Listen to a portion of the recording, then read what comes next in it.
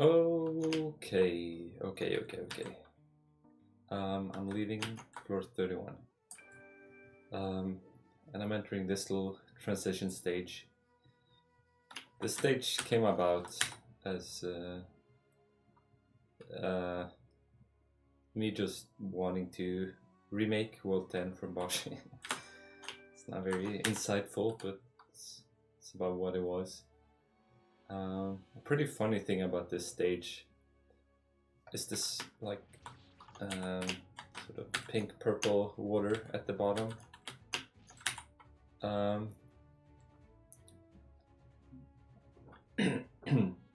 I think Boshy has a different screen resolution from other fan games. So when you're remaking something from Boshy into a fan game, the dimensions are going to be kind of fucked up if you're trying to do a 1-to-1 copy. But that's not actually why this is the way it is. So what actually happened is just that I had the wrong screen size, like in the settings when I started making this room. So I accidentally forgot to change the height of the room to 608. So, and I like pretty much made all of this before I realized, which is like really shocking that I could do that, but it's genuinely true. And then when I realized it, I'm like, oh fuck, I have to change the screen size. I didn't want to have to remake everything. So just put this thing at the bottom. But yeah, obviously it's sort of like I mean, it's a reference. You could call it a tribute if you want to be generous. Because I really do love Boshy. But I always think transitions in games are good. Okay. To not have these really abrupt shifts from one part of the game to the next. And this stage sort of serves that purpose. But yeah, I wasn't sure what I wanted to talk about here in this stage, but I figured some people might be interested in just hearing me talk about Boshy and how that came about. Like, Boshy was my entry to other fan games, and I speedrun Boshy for like 3 or 4 years, like quite a lot. And I had also had like a lot of Twitch success streaming Boshy. So I thought, okay, I'll make a video and I'll talk about that stuff. And I don't know, I mean, I'm not prepared for this. I don't know how long it will be, but I'll try to like. It's definitely sort of an interesting thing for me that I had this thing that used to be such a huge part of my life, and now it feels like super distant. And it's been like over 10 years since I started speedrunning Boshy, I think. Which is also like completely mind-boggling. And yet like a lot of people still sort of identify me with Boshy still. Maybe not so much in the fan game community, but obviously people outside of there that still know about me. So yeah, that's what I thought I'd talk about. Me starting to run Boshy was... Hold on, let me check. Okay. Well, me starting to speedrun in general was probably not that surprising. So I've always enjoyed hard games, and I've always enjoyed finding challenges in games. This is sort of something you'll hear from a lot of speedrunners, but I always like, once I was finished with a game when I was younger, I would always try to find a challenge to redo the game in a harder way. And when I got an Xbox 360, I was like a big achievement hunter. But I never cared about gamer score. Like I only cared about getting the hardest achievements for the games that I owned. and I did like a lot of like really fucked up hard stuff, uh, and I do have a tendency to like to get really good at the games that I like. I usually have like a development curve where I suck at something initially, and then I suck at it for a long time, and then something just clicks, and I like have a really rapid improvement rate. And that was also true about Boshy, but I'll get to that, I guess.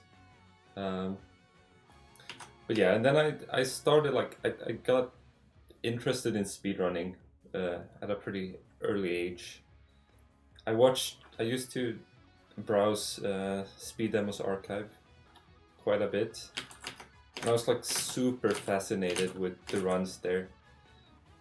And one run that I remember from there was the Ocarina of Time world record, which at the time was like 5.5 hours or something. And like by today's standards, you know, a bad run. Like not just bad in that they didn't have a lot of the tech from today, but also like bad in execution. Like I said, super fascinated by that. Like I watched that whole run start to finish, and then I wanted to show a friend the run, so I watched it again, start to finish, like a fucking 5+ hour Ocarina of Time run. Just like the concept of speedrunning was so alluring to me. Um, and eventually, you know, I started sort of dabbling in myself. I did some SRL races in games that I didn't really know of, but I guess that was sort of my first venture into actually running something, like a Super Mario Sunshine and some Super Meat Boy races, I think.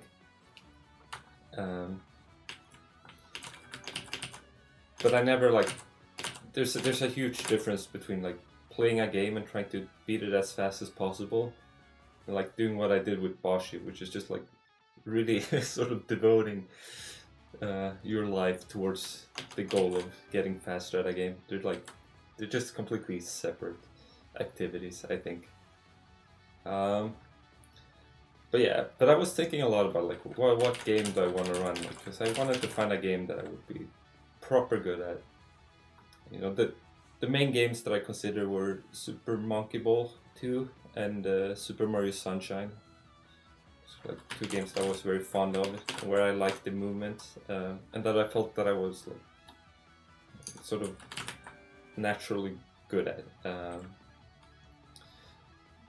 But anyway, so how did I end up with Boshy? So I found out about Boshy. Well, I guess I should start. I found out about I Wanna Be the Guy on like a gaming forum that I was used to hang out on. And I downloaded I Wanna Be the Guy, and I like could not get past the first save. Like I didn't know where to go, didn't understand the concept of traps. So I never got past the very first save before I deleted that game. But because I recognized the title of I Wanna Be, it sort of perked my ears up when I heard about I Wanna Be the Boshy. And the first I saw of that game was when the fighting game player Flo was playing it. I don't know when this was, but probably like 11, 12 years ago maybe. And I would have been like 16 or 17 years old at this point. And he was fighting Skeleton King when I caught his stream. And there was like so much talk about how this was the hardest game ever and yada yada. And that, of course, like as a challenge game player, really like piqued my interest. So I decided I wanted to play the game blind, so I stopped watching, and I downloaded the game myself. And what I think might be surprising to some people to hear is that like I did not like Boshy one bit when I started. I think the game, and like I think the game is just really clunky. Like it's clunky in the physics and it's clunky in the design. And a lot of the level design is just not really compatible in a good way. A lot of the design is not compatible in a good way with the physics. And I also like, it was like easily the hardest game that I had played up to that point. Like I struggled so much with like every single boss, and it always felt like, oh, I'm just never gonna finish this game. You know, when you play a lot of fan games, you sort of get over that. You learn how you learn. Like you learn about your own development curve, I guess. Um, it's like you're not doubting yourself so much about whether something is possible or not, because you recognize that, oh, it has always been possible in the past.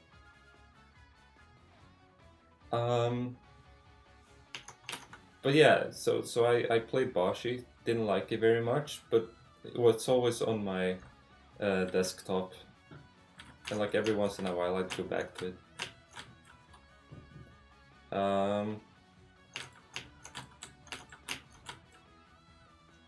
And then over the course of like, I don't know, maybe a year, maybe a little more than a year, I did manage to beat the game. Like I was like incredibly proud of that achievement. But I think the Solgrim fight took me several months of trying. And like my end playtime would have easily been over 100 hours, I think. So like definitely like a below average quality playthrough. Then after beating it, you know, I didn't really have any intentions of speedrunning at that point. And I still like didn't really love the game. But because I had been grinding Solgrim for so long, I had built up this habit of like turning the game on and just like doing a couple attempts. And that habit was so strong that like I continued just starting the game up and then like thinking like, oh, what am I even doing? Like I'm already done with this. Which eventually just led me to start a second playthrough on the hard difficulty. And so this is the experience that everyone is gonna have. But like if you replay, you know, a hard game like this, and it's like super true for Boshy, that your second playthrough is just like 10 times easier. Like everything is just so much easier when you're familiarized with the engine and you know how to do all the parts, and you're not doubting yourself so much because you know you've already done it. So yeah, my second playthrough on hard like ended up being pretty smooth. Like I kind of cruised through a lot of the game. And it was sometime like during that playthrough that I had sort of the epiphany that like, oh, this is the game that I wanna that I wanna speedrun, and that idea like it excited me incredibly much, because the way I saw it, this was just like Boshy was just a game that like should not be possible to speedrun. A game that had the reputation of just like being near impossible. And I also thought that, oh, like, yeah, I think I'll be able to beat this game in one go, but like, obviously it will never be sort of optimized. It's just too hard. And also, in addition to that, I thought, like, if I manage to like get kind of decent at this game, like, I'm gonna do numbers on Twitch. I actually thought like, oh, like I do have a winning a winning concept here, speedrunning this game. And like you have to remember that Boshy was like, even at that time, like 10 years ago, it's really ingrained in Twitch culture. It was just that game that you would do as like the ultimate challenge as a streamer. Like if you're a casual streamer, it'd be like the sort of the masochist go-to, and that would allow your viewers to follow you on this like impossible journey, blah blah blah. The way that it still is today, I think. So yeah, that's how that started, and then I beat the game on hard mode, and I started practicing the individual worlds and like the bosses. And once I got to a point where I felt like, okay, I can probably beat this game in one sitting. Like there's no individual part of the game that I feel like I won't be able to beat eventually. I decided, okay, I'm gonna do my very first stream, and so I did, and I titled the stream "Can I Beat Boshy in One Sitting?" It's sort of like a clickbait title that I thought of, and I just like learned about OBS, and I started streaming, and it was a success. Like on my very first stream ever, no. No contacts on Twitch, not involved in any communities, like no one knew who I was there or like had even heard of my name. And I still managed to pull over 100 viewers at the peak of that stream. Sort of, it really speaks to the attraction of this game. And also, like, what makes it even more crazy that people actually watch that was that I didn't know about bitrate and like the quality options and how to properly set up your stream. So I was dropping like crazy amounts of frames throughout the whole thing. Like it must have been like near unwatchable. But I guess just the idea of like someone doing the achievement was enough to pull people in. And in the end, I ended up with a time of, I think, 4 hours, 4 minutes. It was a bit over 4 hours at least. And that was my very first Boshy run. Probably didn't follow today's rule sets, but you know, it still it's an achievement. It's a start.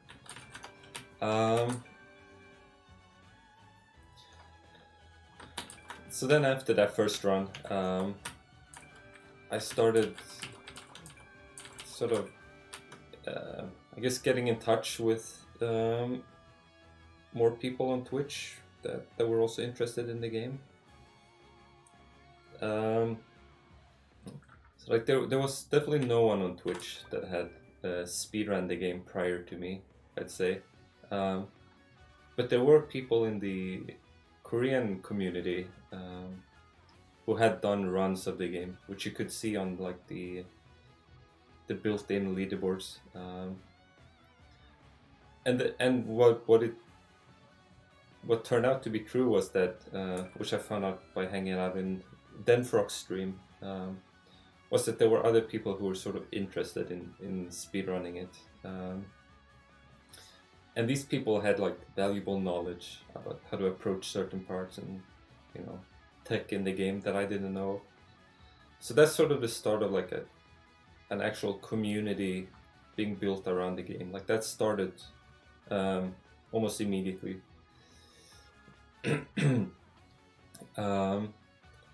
But yeah, but then I like gradually started running more regularly, and I started getting competition. So my first real competition was Shadowlink 57. So him and I were we were racing towards the 1 hour barrier, and he had a lot of fan game experience. He was like definitely much better than I was initially. And then when we're like down to like 110 times or something like that, this other like super mysterious guy, Cosmic Sense, started showing up, and he had like, he was even better than us, and no one knew who he was or where he came from. But that's kind of what he does, I guess. He's not like a super involved guy necessarily in the community, but he'll always be near the top in like any platform game on PC.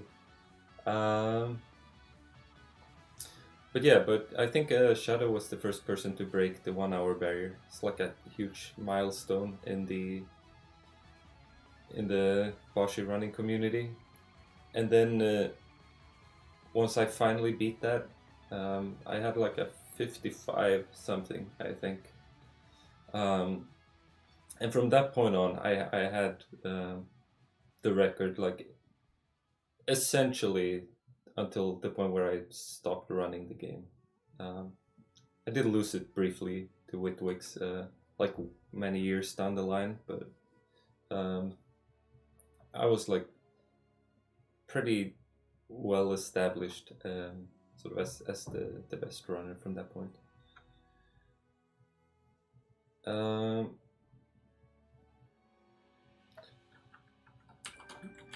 but also, so in relation to that 55-minute run, that was also the time when I think that the first time when my Twitch channel really blew up. So I think prior to, and this is like, you know, this is a long time ago, and I don't remember exactly how it developed, but I think I was probably usually sitting around like between 60 and 100 hours, or viewers, I mean, before then. Like when I had that, got that 55-minute time, which I was like super happy with at the time. Um, and I got the time and I looked at my viewer count and it was like over 1,000 viewers, like out of nowhere. I had no idea what had happened. Uh, it was like before hosts and anything like that. I don't think I had been rated, but they had just accumulated during the course of the run. So that was like a super crazy thing to me, like really surreal. Just this sense that you were like at the center of something, like a big event happening. But no, it would definitely be a while after that since I could pull that kind of viewer number again. But yeah, like I said, from that point on, I was sort of the top guy, and the community was still growing, and we started getting people like Yagamoth and Ireland of Endor coming in, who would find like really big game-changing skips, but also like stuff was patched out of the game. But so like any record you'd get was sort of volatile because it might sort of like either the version of the game you were playing would be outdated because he, like for example, he patched out a glitch which let you warp from the fourth boss, Biolante. It's like after you kill him, you went to the bottom right of the screen, and there was an invisible warp there. And this is a glitch, by the way. But the warp took you to World 7, so you would skip World 5 and World 6.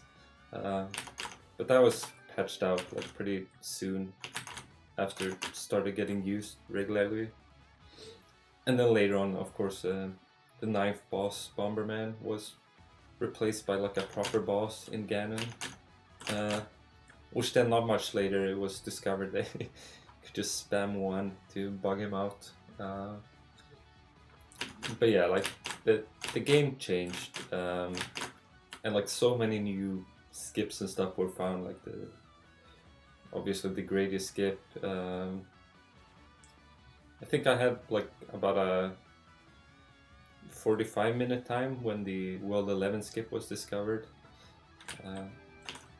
But something that I never like wanted to PB just off of a new skip. So like for example, when Grady's skip was discovered, I like was very sort of dedicated to not using it to get a PB without that, which I eventually did. So I got like a low 49, I think, and that is still like to this day like one of my greatest achievements in this game. I got a sub 50 time without using any of the major skips that we have today. So no World 4 skip, no Grady skip, no double shot, like which is probably the biggest sort of individual discovery of all of them. no World 11 skip, like none of those. Just playing the game as God intended it, I guess. Um, just a run that was like way ahead of its time. It's probably not that great today, but definitely was then. It was like so cool to see how your perception of what was possible in the game like kept shifting. Like I said, like initially I really didn't think that this game would be speedrunnable. Um, but that's just a lesson that you learn. I think all speedrunners learn. It's like whenever someone say like, oh, you know, sub 20 is never gonna happen, sub 15 is never gonna happen. Like it always ends up happening. Um, like part of it is new discoveries, but like the sort of the human limit of how fast you can go. Um, it's just something that we have like a really poor perception of. Like we think we can estimate what it is, but we really can't. We're pretty clueless. Uh, but that's a nice thing when you're speedrunning, and because it always felt like you know, whatever new sort of threshold or like milestone I'd reach, um, just felt like I was um, doing something like truly spectacular, because it was always assumed to uh, be impossible at some point. Uh, like even early on, like we thought like, oh, okay, maybe like sub 1 hour is the limit. Like that would be absurd. Then after that it was sub 50, and then after that it was sub 40, which just like there's no way, right? Sub 40, that it's like at that point you're like truly optimizing the game. Um, the fact that today like BBF is getting really close to sub 30, like it's hard to overestimate how like absurd that would have been considered back in the day. It's the level of optimization that this game has reached. Like, I mean, I guess I'm just repeating myself. Like, there's just no way that anyone, like, not a single person back then, could have believed that it would get to this point. But yeah, but also like as I, you know, as I started getting better, like the way that speedrunning feels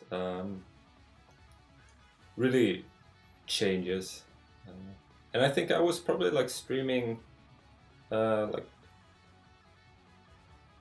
3 hours, 3 to 4 hours was the average length of my stream. Maybe not 4 hours, 3 hours I'd say. And I would stream like most days of the week. And then in addition to uh, time I spent streaming the game, like I would also practice this game almost every day. At least for like, I don't know, half an hour, just like doing the bosses over and over, doing the worlds. Sometimes like with a timer, you know, trying to optimize my movement, grinding new strategies. And this is also something I haven't mentioned, but like I was still in high school during my Boshy years. And I had previously dropped out of high school, and I went back, which, you know, postponed my graduation. So I think even like towards the end of me running Bosch, like I was still in high school, and I had like a completely separate life there. And it was sort of like um, a mutual agreement between my two lives to like not interfere with one another. I don't know, I could have phrased that better, but I like never talked about my personal life on stream. And similarly, like I never talked about Boshy or streaming outside of the stream either. So that's also like one of the weirder things about the whole streaming thing. It's just that like I would stream and I'd have like hundreds upon hundreds of viewers, like completely at the center of attention. Just like people gassing me up, you know. like people expressing how much the stream meant to them, and like the same, you know, regulars watching every day. People like really being really excited and like liking me as a streamer and all of that. Um, and then you like turn the stream off and I'd go to school. Um, and like none of that just really mattered, you know.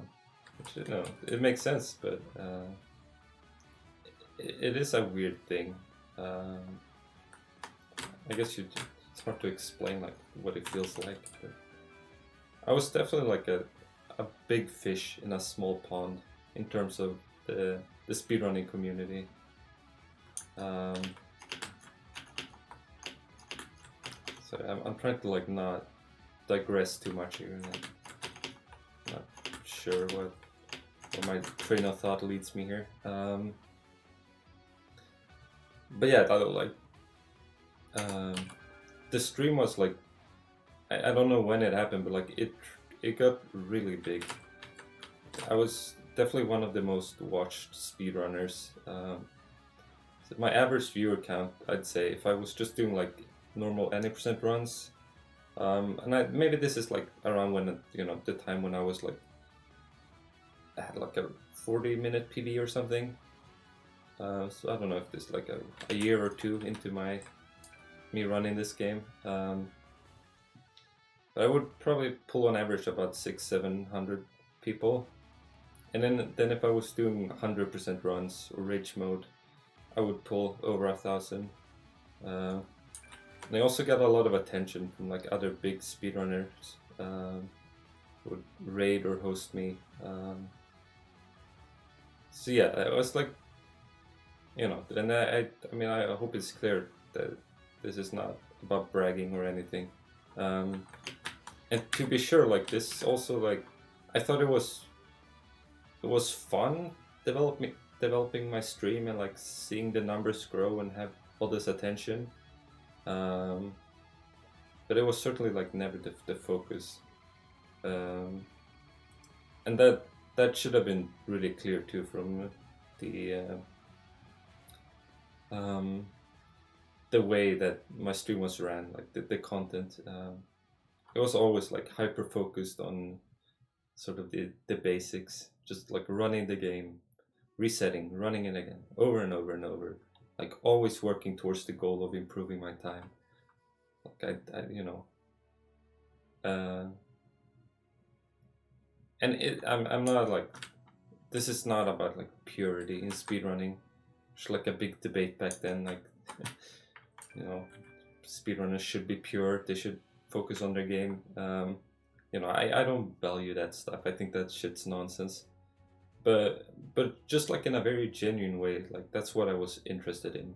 Um, I had I guess you could say like I just had a passion for running this particular game, like learning as much as possible about the game and like finding new ways to approach stuff.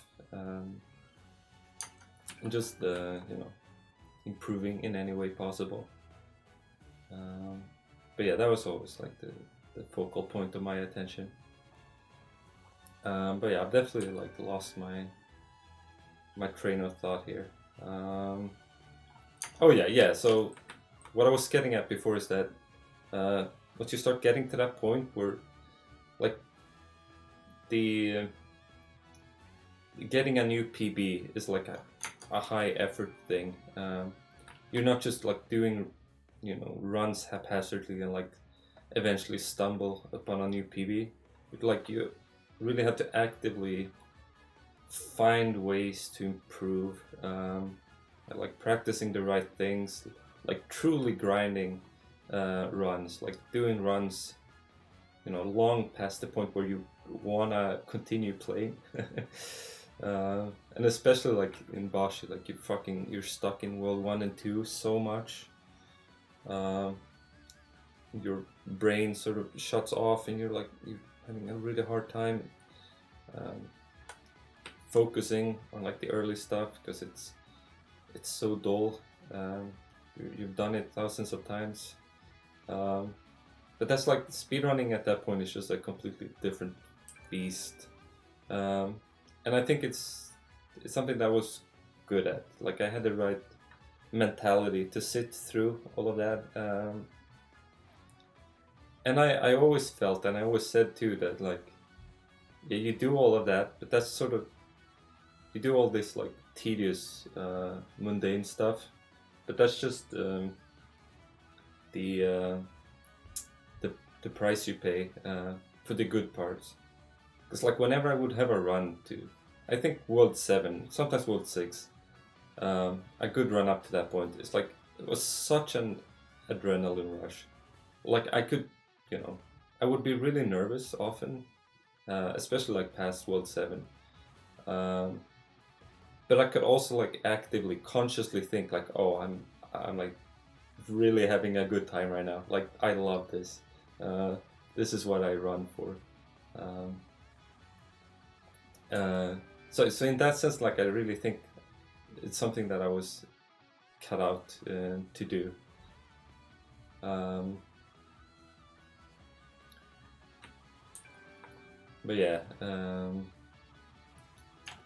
the, eventually, like I did reach a point where the time investment um, required to like improve my time, just the cost of that just outweighed the the pleasure I'd get out of you know out of succeeding. Because like getting a new PB, I mean that would always be like just euphoric. Like it's working on something really hard for like you know dozens and dozens of hours, and then like uh, you know experiencing the fruit of your labors. Um, like in any context, that's like it's incredibly rewarding. uh,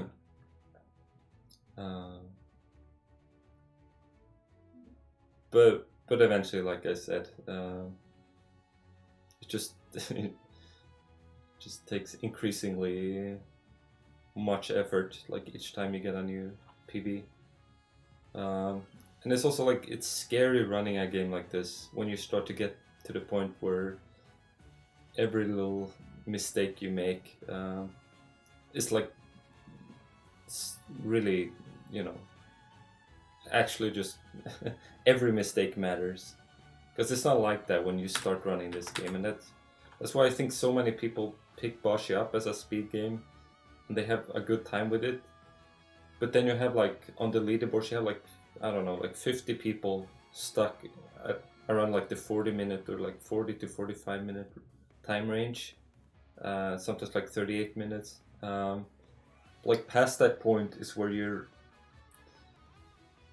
really like have to start playing the game well. You know, you're not just trying to minimize your deaths, but you're trying to move fast too and like do good strats and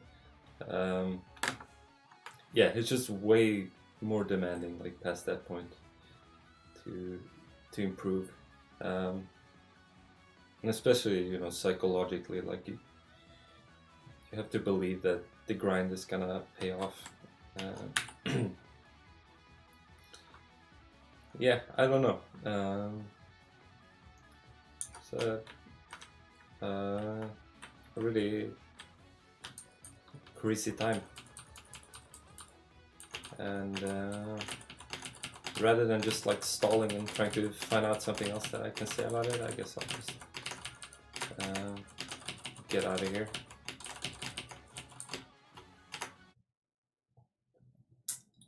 Uh, yeah, I'll see you in the next video.